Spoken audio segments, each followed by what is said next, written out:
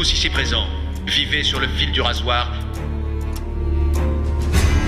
avec des dettes que vous ne pourrez jamais rembourser.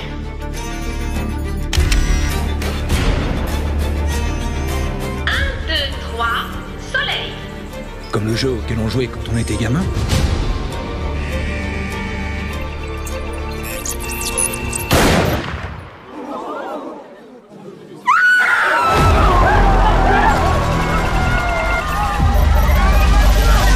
Celle qui sortira vainqueur des 6 jeux remportera une énorme somme d'argent.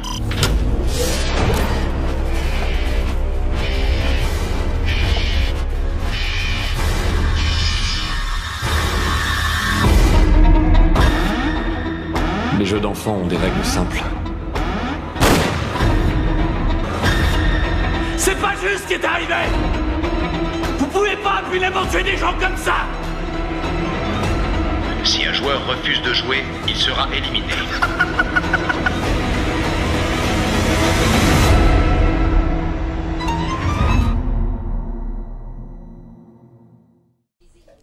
Pour commencer, comme vous avez pu le constater, notre étude de cas va se porter sur l'entreprise Netflix. Alors, Netflix est une entreprise multinationale américaine créée par Reed Hastings et Mark Randolph en 1997 à Scotts Valley.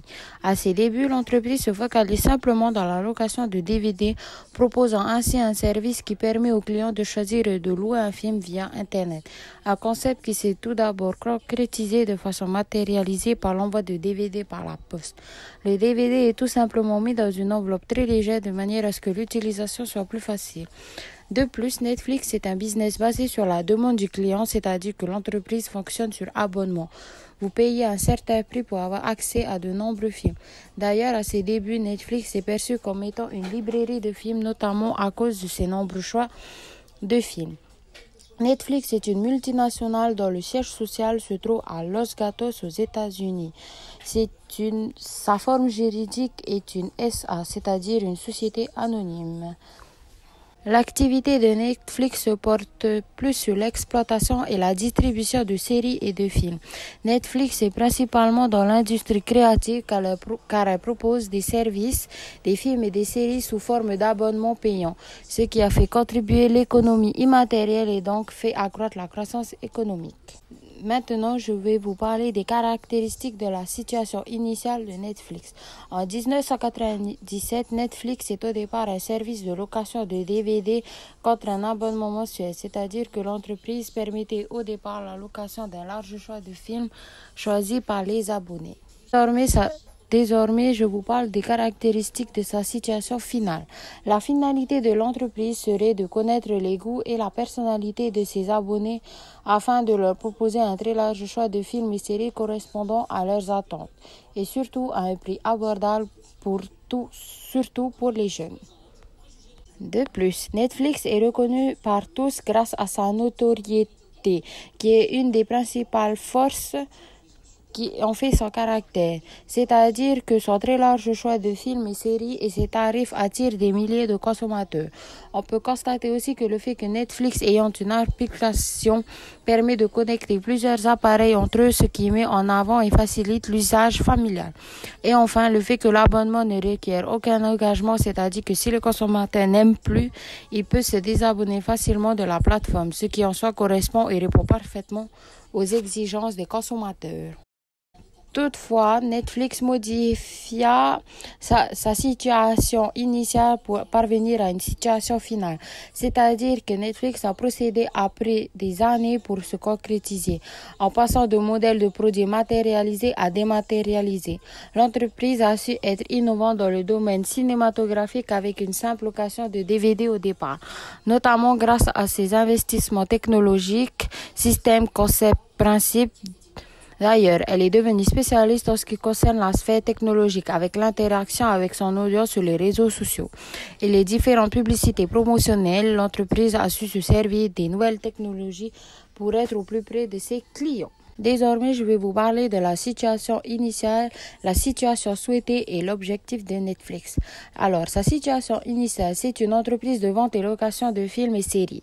Sa notoriété, elle est locale, elle a un site internet opérationnel, un large choix de films et un service de livraison opérationnel. Mais cependant, ce service a parfois des complications car l'entreprise ne détient pas d'entrepôt aux alentours des zones géographiques de ses clients. Toutefois, sa situation souhaitée est que l'entreprise soit de renommée internationale avec un service illimité et facile à manipuler, un large choix en ce qui concerne les produits, films et séries, la création de ses propres produits et une bonne communication sur les réseaux sociaux et l'installation de plusieurs entrepôts plus près de ses clients. Et enfin, l'objectif de Netflix serait de cibler les jeunes de 15 à 24 ans ainsi que les familles. 3. Stratégie de Netflix. A. La stratégie commerciale. Netflix a mis en place un programme de coupons qui, lors de la location de DVD, des coupons offrant des locations de films gratuits et placés dans l'enveloppe. Cependant, 2 problèmes sont rencontrés.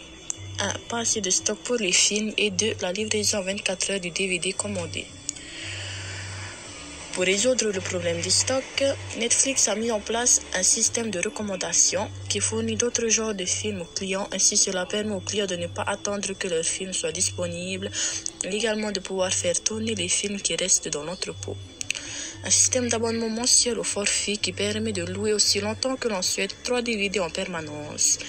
Et un système de file d'attente qui permet aux abonnés d'élaborer son ordre de choix des films et le service lui adresse les titres dès que ceux-ci sont disponibles. Pour résoudre le problème des livraisons, Netflix a mis en place un réseau d'entrepôts qui évolue grâce à la base d'abonnés, suivant les zones géographiques des clients. B. Changement de stratégie. Malgré son grand succès dans le domaine de la location de films avec son système d'abonnement, Netflix connaît une période de déficit pour 1 million de chiffre d'affaires. Le créateur Reed Hastings n'a d'autre choix que de revendre son entreprise ou de le mettre en bourse. Cependant, le marché de bourse n'est pas à cette époque. Reed n'a d'autre choix que de mettre la clé sous la porte, d'autant plus que la concurrence se fait de plus en plus rude. Toutefois, Reed n'abandonne pas l'affaire, il n'a d'autre choix que de baisser drastiquement ses coûts. 41% des effectifs sont licenciés. L'entreprise doit poursuivre son activité après près de 2 fois moins de personnel. Cela dure à peu près 2 ans afin que les souscripteurs atteignent à peu près 1 million. En 2002, l'entreprise est parfaitement capable d'entrer en bourse. En 2007, Netflix se lance dans le streaming, même si celle-ci est considérée comme étant une plateforme illégale à cette époque. Stratégie commerciale, basée sur un flux interrompu de programmes intéressants, le prix des forfaits à son câble est à peu près de $100. Reed commence à investir dans des accords pluriannuels sur les films Paramount, Lionsgate et Metro-Goldwyn-Mayer. Son objectif, accroître son nombre d'abonnés afin de pouvoir payer les droits sur les films et les séries. Libre dans une vingtaine de pays, Canada, Amérique du Sud, les Caraïbes, en Europe anglophone et nordique, etc. Elle produit elle-même ses propres séries. House of Cards, Orange is the New Black. Lorsque le streaming commence à se développer, Reed décide de scinder l'entreprise en 2. De 1, les activités de téléchargement et de 2, la location de supports physiques. C. Netflix met en place une nouvelle stratégie commerciale. Être au plus proche de son audience via les réseaux sociaux, Instagram, Facebook, Twitter. Elle interagit et fait passer beaucoup de teasers, des vidéos promotionnelles de très courte durée afin de promouvoir les prochains films et séries de l'entreprise. De nombreuses campagnes de communication de nouvelles sorties de séries ou films sont mises en place dans de nombreuses villes et métropoles du monde grâce aux publicités. Le concept de street marketing est d'ailleurs mis en place pour promouvoir des films. Exemple, en plein cœur de Paris, un pénitencier vertical de 360 mètres carrés a été mis en place avec des acteurs à l'intérieur afin de promouvoir la série Orange is the New Black. Je mets toi avec elle, c'est une gens. Envoyez-moi dans une autre prison. Donc vous vous croyez à l'hôtel et vous voulez changer de chambre? J'ai pas cherché à ce que ça arrive, crois-moi.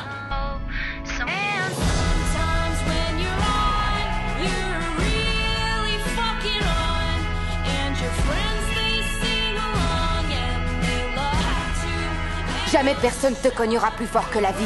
Ni un gardien, ni un gangster, pas même ta petite amie. Il n'y a pas de différence entre moi et les prisonnières qui m'entourent. J'ai commis un délit et je le paye. Et mon incarcération, je ne la devrai jamais qu'à moi seule.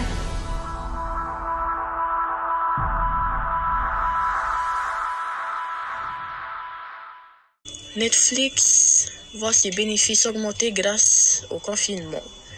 Mais la concurrence comme Amazon Prime Video, iTunes et les blockbusters se sont renforcées. Passons maintenant au champ de force chez Netflix. Tout d'abord, le champ de force est une théorie qui définit une nation quasi stationnaire, c'est-à-dire qu'une organisation ou un individu n'est pas quelque chose de fixe, mais plutôt qui est pris dans un champ de force, ce qui fait que la situation se cristallise puisqu'elle est prise entre deux forces qui la stabilisent. Pour mettre en pratique cette théorie, Netflix a effectué des changements pour arriver de sa situation initiale à sa situation actuelle.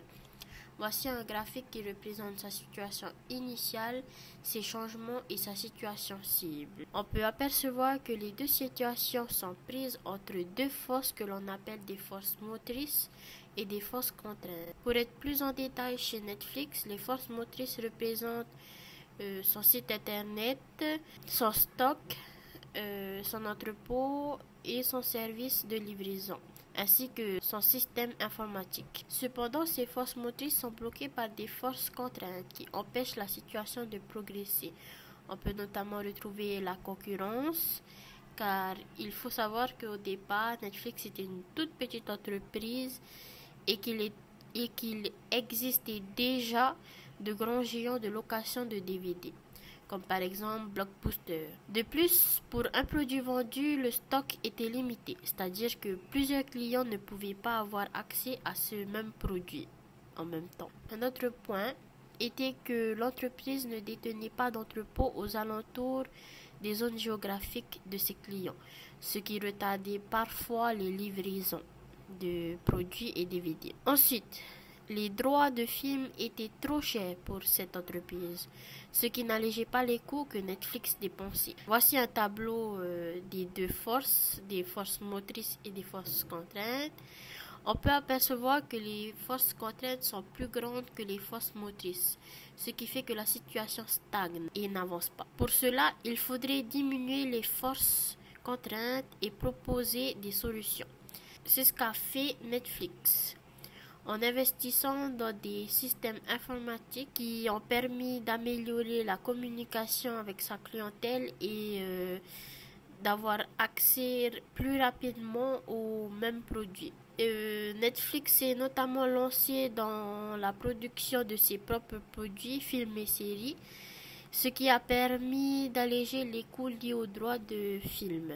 Tous ces changements, dits précédemment par ma collègue et les quelques exemples que j'ai rappelés, tous ces changements ont permis à l'entreprise de se relever économiquement et d'avoir une notoriété internationale. Pour conclure, Netflix est une entreprise encore en pleine expansion, afin de proposer à ses abonnés et ses futurs abonnés un service de qualité avec des films et des séries optimales à des tarifs abordables afin de satisfaire pleinement sa clientèle en fonction de la personnalité de chacun. Merci beaucoup de nous avoir écoutés. Nous avons été enchantés de travailler ensemble, même si nos emplois du temps nous a un peu embêtés. Et je vous remercie.